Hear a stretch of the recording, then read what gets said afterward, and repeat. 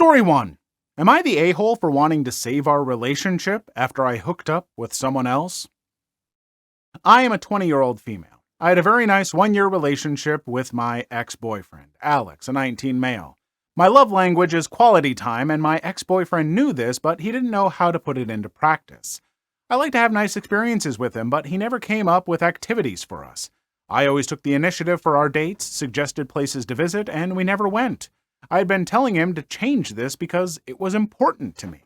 As our first anniversary approached, I asked him what we were going to do, and he said he didn't know. I had planned to go go-karting as a gift for him, an experience for both of us, but the place closed for a private event, and I couldn't reserve it. I had to come up with a last-minute gift, made a box with pants, a shirt, curly hair product, and his favorite sweets. I also bought a remote-controlled toy of his favorite car. I loved the gift he gave me because it was handmade and showed effort. He also gave me perfume and sweets. For our anniversary, I planned to have breakfast in Chinatown, an activity I had mentioned before, but we never went. Now for our anniversary, he suggested going to Chinatown, which bothered me a bit. I asked what else we would do, as breakfast alone wasn't enough. He didn't know, had no other ideas. To keep things calm, I suggested going to the museum in the afternoon and then to dinner. When we returned from Chinatown, we exchanged gifts. Everything was nice. We ate at his house, watched YouTube videos with his parents, and rested. At 3:30 p.m., I asked him to take me home so I could change for the museum. He said there was no need, that we should go as we were. I insisted on wanting to look nice for the museum, but he said there wasn't enough time since the museum closed at 6 p.m. At that point, I lost interest in going, as he always found an excuse not to do things with me. He said it was okay that he would take me to change, but I refused. We spent 5 hours watching YouTube on our anniversary. At 7 p.m., my mom called me to come home because I had been out since 9 a.m., so we couldn't go to dinner, not that I wanted to go. The next day after our anniversary, I started a new job, and Alex brought me flowers, which made my anger toward him disappear. The following weekend, it was the birthday of one of his girl best friends. She was very nice to me, but I didn't like their friendship because she had been in love with him since first year of high school. He never paid attention to her because he didn't want to ruin their friendship, but in the last year of high school they kissed, but it didn't go further according to what he told me. Here's my problem. He organized her birthday, rented a beach villa, and paid for food and drinks on the beach. Initially, I wasn't upset because it was the birthday of a very nice person, and I wanted everything to go well for her to be happy. When we returned from the beach, I texted Alex saying I felt taken for granted, that he wasn't falling in love with me for doing nice things for me. How is it possible that he organizes his best friend's birthday but not our anniversary? I told him it was really important to me, but I wasn't going to break up with him because I knew it was something we could work on, even though I had been asking him to change for a year. He got upset and became defensive, saying he was just given the task of doing things. I told him I'd also given him tasks for our anniversary even though he didn't have to. I asked him how it was possible that he did more for his friend's birthday than for our anniversary and for his girlfriend, knowing how excited I was because it was my first relationship. He apologized and said he would try, but that he wasn't enough for me, and I was still angry. The next day I took bikini photos and posted them on my Instagram, including a photo of my butt. I posted it to my story. He didn't mind me posting bikini photos, but he didn't like me posting pictures of my butt. I did it anyway, and after an hour I told him, and he was speechless. His mom saw it and started telling him that it was disrespectful to the relationship to post such photos. When I was apologizing for doing that, I told him it was out of spite because I felt very bad about what had happened the day before, and I did it to make him feel how I felt. My defense mechanism is revenge because when I was little, my parents were never on my side when I had a problem. We went a week without talking to calm down. When we talked, he broke up with me. I begged him not to leave me and that we could go to therapy because my childhood wounds were affecting the relationship a bit. He said the relationship was toxic and it wasn't fair to us. We wouldn't have time to fix the trust that was lost, and so on. We went a month with no contact, and during that month, a person we'll call John got into my head, saying it would be easier to forget Alex if I was with him. In the end, I listened to him, and we ended up kissing twice. During that month, I started therapy and told the psychologist. I felt very guilty because I felt like I was cheating on Alex. She told me not to feel guilty because everyone has desires. When we broke no contacts, Alex and I had intercourse, the best I've had. I've only had intercourse with him. I had told him I had something to tell him, but it wasn't the right time. Before having intercourse, he asked if I had been with someone else, for health reasons and all that we should be responsible. I told him no because it was the truth. During that week, I tried to convince him to get back together, go to therapy together, and that what happened could be fixed with effort from both of us, that our relationship would be much stronger. At this point, I still hadn't told him what had happened with John, whom Alex didn't like because John was a womanizer, and I had kissed John before meeting him. When I told him, he felt betrayed and didn't want to try again. He said I always talked about how badly John behaved, and after we broke up, I went with him. I really understood it and didn't insist on wanting to get back together because I would feel the same if he had kissed his girl best friend. I apologized to him a lot and will always be sorry for this. Now I'm taking time for myself, getting to know myself, and going to therapy. We've talked a couple of times. He always responds as if nothing happened, but every time I tell him if he's the love of my life, that I'll improve for him because he deserves it, and that in the future we'll meet again, he gets upset. So, am I the a-hole because I want to fix this? I don't think that you're an a-hole for wanting to fix a relationship that you have these attachments to. But I would say if he's expressed this, wanting to separate and be done, and he's just not comfortable continuing, and then you seem to be bringing this up periodically that, oh, I still love you, we should get back together, and he's uncomfortable with that, I would say that's... I don't want to say it's an a-hole thing to do, but I'm saying it's starting to verge on it. You're not respecting his wishes with all that. And a lot of this does strike me as, I don't know your relationship. I can only go off of what I've got here, but it does sound like, if he was your first real relationship and stuff, you're more attached to that and the feeling of, being in love and being with someone. And maybe he isn't the right person for you. I think he might be right in saying that if he feels that way. And so, I don't know. I don't think that you're an a-hole. I just think that your emotions are there. They're valid feelings, but you also shouldn't be trying to, constantly bring these things back up with him if that's not what he wants. You need to respect that. So, I guess that's where I'll leave it. Story 3. Today I effed up by stealing from the same store and getting caught again. I, 15 female, effed up big time today. So this story goes 9 months back when I gotten into a stealing habit, which was cut down after a week when I got caught red-handed. My dad had to be called, and it was a terrible day. I begged him not to tell Mom, the more vicious parent of mine, but somehow months later she got to know. Ever since then, she banned me from going into that store, and I could only go to the other shops while being accompanied by someone or by my parents. Now, I listened and didn't go for a couple of months, but got reckless and still went there later. This time I didn't do any stealing BS and paid for all my items as a proper person should. However, today I got cocky. I'm fully to blame, and I know I shouldn't have done that. I placed all my items on the counter, and unintentionally, I also placed the coffee sachet that I wasn't about to pay for. Things got bad, and the register person caught me, and I was held at the back of the shop until someone came. My dad had to be called from his office, and after much discussion, he had to pay $5,000 to bail me out. They took my photo and told me that it would be passed on to the other shops in our small area to make them aware of me, and I was banned from the store. My dad's still at work, and it's just my little sister home with me. Please, I'm so scared. What do I even do to make amends? On top of that, there's tension in the house circling me and some issues that we had big fights over. I was in the right, surprisingly, and my mom was defending me, saying that despite all my faults, I'm a good person. I don't know, though, am I? What kind of good person steals like this consistently? The shop owners and the staff were all mocking me, and rightfully so. Please, I am a dumb, scared idiot, and I have no clue what to do now. Is there anything that I can do? Do help me out. Okay, first off, you are not a dumb idiot or anything like that. You're a teenager who made a mistake. Absolutely. And that mistake's gonna suck. It's gonna stick with you. Other shops are going to know what you did, and that's not fun. It's not going to be fun. That's the consequences of your actions, unfortunately. But what you can do is just work to make amends. Do what you're able to do. I don't know why you had to...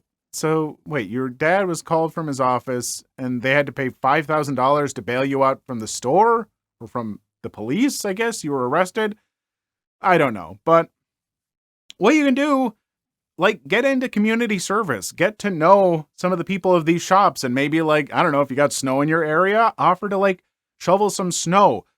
Do things that they can see to make amends. Learn about them as people, make connections, and people will probably realize that you are a good person and they'll be able to forgive you. A lot of people make little mistakes like this. And honestly, a teenager swiping some little stuff from a store is the kind of stuff that people can forgive and get over. You've just got to be willing to put in the work to help them see that.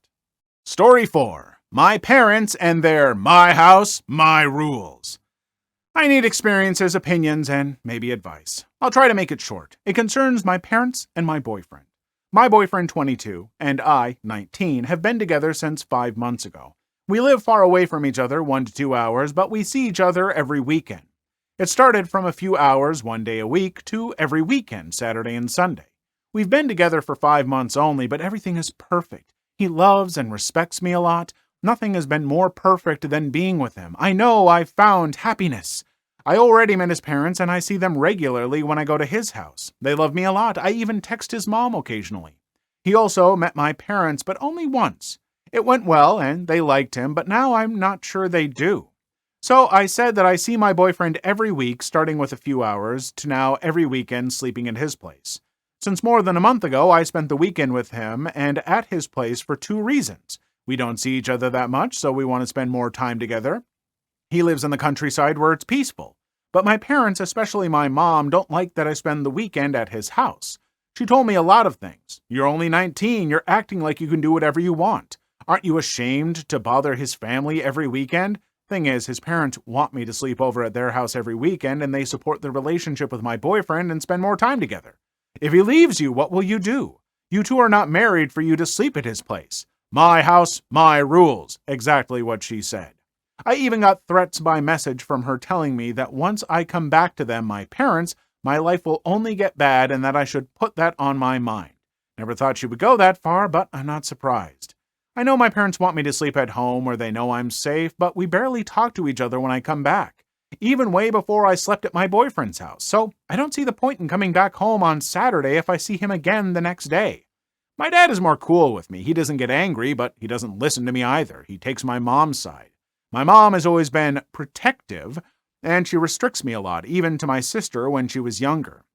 I barely could go out with my friends, and when I did, I had to give names and numbers to her.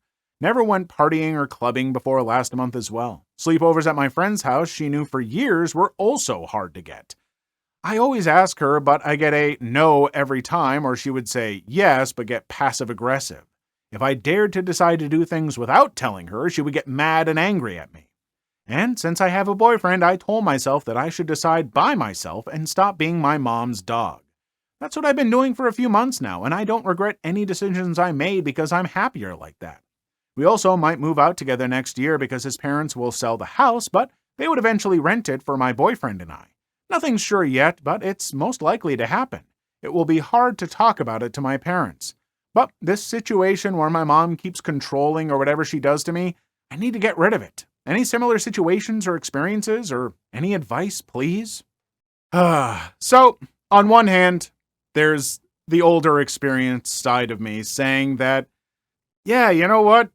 5 months isn't that long necessarily, especially when you only see each other on the weekend, but I'm sure that you keep in contact throughout the week with texting and messages and phone calls and stuff. I understand that a parent will have concerns and some parents are a little too overprotective, so I can get where the mom is coming from. I've known plenty of parents who are like this. Doesn't make it right. You're 19. You are technically an adult. You need to make decisions, even if they might not be the best ones. Like in my mind, already talking about moving in together and all this at that age with him living that far away and stuff. Like my brain is saying, I think that's a bad idea. I wouldn't get so invested. You're still so young, which, I mean, maybe I'm right. Maybe I'm totally wrong, but you're an adult. You're allowed to make those decisions. And even if it is a mistake, you're allowed to make those mistakes. That's how you learn and grow. And some parents just don't want their child to have those kinds of risks. And the best I can say is just sit and have a really open and honest conversation with your mom. And she might not listen at all. She might still just, put up a wall. She's not going to take it. But at least you'll have tried. And at that point, if she's going to be like, nope, my rules, this, whatever. Like, yeah, if you're in her house, you might have to listen to her to some degree. But if you're eventually going to move out, then you do. And then maybe you have less contact with her, and maybe she learns that she needs to treat you like an adult if she wants to have a relationship. That's the best advice I got. Story 5. If you make my life hell, I'll try my best to return the favor. Back when I worked at McDonald's as a lobby staff member, we would get rude college kids come into the store, aged around 18 or so. One group was constantly told off for vaping in the store every time they came in. There were also a lot of young children in the store, so I didn't appreciate them vaping THC in a public place. They would vape secretly in the toilets and at their tables. Since we would tell them off for doing it, they would deliberately make a mess in order to punish the staff for it.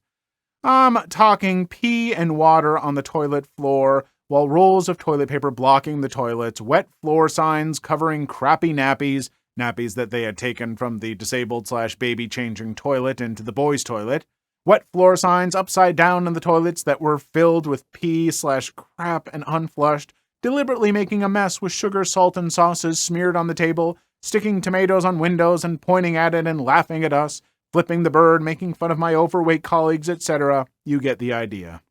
One time I was cleaning up their messy table as usual after they had left, when I came across a big, heavy, and explosive-looking vape. Explosive. Let me try that again. One time I was cleaning up their messy table as usual after they had left when I came across a big, heavy, and expensive-looking vape. Ordinarily, I would keep such items in the cupboard in case that person came back, but this one I threw straight in the bin. About an hour later, a panic-stricken boy came in to inquire about his missing vape, whom I recognized as the ringleader of the group. He asked if I had seen it and said that he last had it in the restaurant. I said I hadn't seen it and that because of the mess on the table, I had dragged the bin over and swept everything from the table into it to save time. He was visibly crushed and said that it cost his parents £50 to buy it for him, that he was in trouble for losing it, and could I check the bin bags out back for it?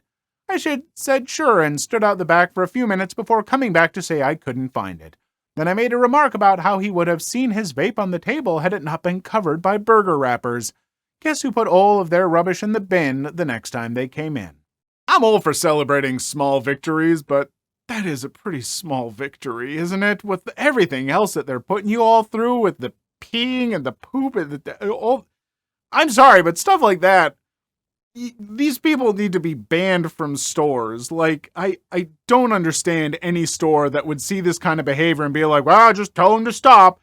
No, I'm sorry. If you go into the bathrooms and smear poop and pee places anywhere other than inside of a toilet bowl, hey, banned. Get out of the store. Don't come back. And if you do, we will call the police.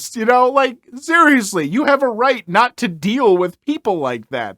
The customer is not always right, and they're putting poop and stuff. No, it's not okay. Keep them out. But yeah, if I were you, I would have done the same thing with that vape. Take whatever small victories you can, but get on your manager's case to get them out of there. I don't care if they're your best customers. It's not worth what you're put through. Story 6. My boyfriend abandoned me on our date for his best friend who needed him. My boyfriend, Andrew, and I have been dating for 2 years. One of the main problems I have with him is that he's attached to an obsessive degree, if I'm being honest, to his best friend, Eddie. I've even described their relationship as Eddie being completely dependent on Andrew like a needy child would be. This is a problem because Eddie and I don't get along. He's always been hostile to me since the day we met for no reason, and I'm not the type of person who takes crap from anyone, so of course I'm equally hostile back.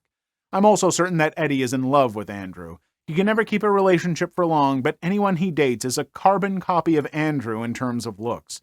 He's always constantly touching Andrew whenever they're together, often kicking me off from my seat next to him so he can sit there. To me, it's rude to be so blatant about your feelings for a taken man, but I guess Andrew is willfully oblivious. Anyway, after a hard few weeks of work, I finally got a break and wanted to veg at home. But no, Andrew wanted to take me out, to the beach specifically, in order to celebrate. I hate the beach, yet he still took me. So already I was a bit peed, but then it got worse when he told me that he had to keep his phone on because Eddie was meeting up with some guy he met online, and Andrew was scared the guy was bad news. I was shocked. Eddie's a grown man. He can take care of himself, but I told myself I'd be reasonable. That was a big mistake because sure enough, 2 hours in, guess who calls? None other than Eddie, begging Andrew to come and get him because he's scared for his safety. I saw red.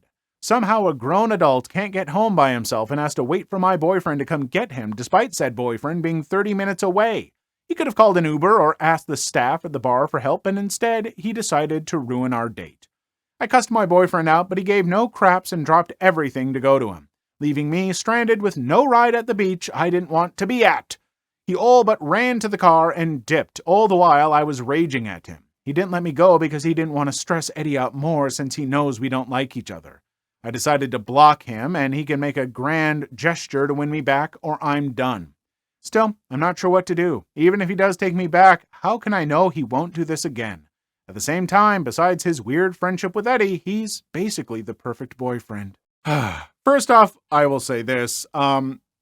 Friends, if you're going on dates, it's so okay to have contact and even safe words or phrases that you can text to a friend if you're feeling uncomfortable or unsafe. I actually think that's a really smart thing to do. Heck, even my partner on our first date, about an hour into the date or whatever, she stopped it so she could text her friend their safe word. She's just like, we had this little safe word thing in case something went wrong, if I was feeling scared or whatever. And I was like, that's a great idea. And I'm glad that you're able to tell her everything's okay. I think that's really smart and healthy. And her friend is half the country away, by the way. But still, it's nice to have those safety nets. So I don't think that's a bad thing. I do think going out on a date like that and, just Eddie or whoever, Eddie could have messaged hey, I'm not feeling safe. I'm going to call an Uber, but just keep your phone on you so I can contact you and let you know I've gotten somewhere safe. If you don't hear from me within half an hour, please check in. Something like that, but to just run off mid-date, yeah, no. Again, my rant at the beginning about being safe with dates does not mean that this boyfriend's actions are all A-okay. You do also have to be respectful of your partner and their time and, how you're treating them and how your best friend is treating them. I don't know. There's a bunch of problems there that need talking through, but if you're, I don't know.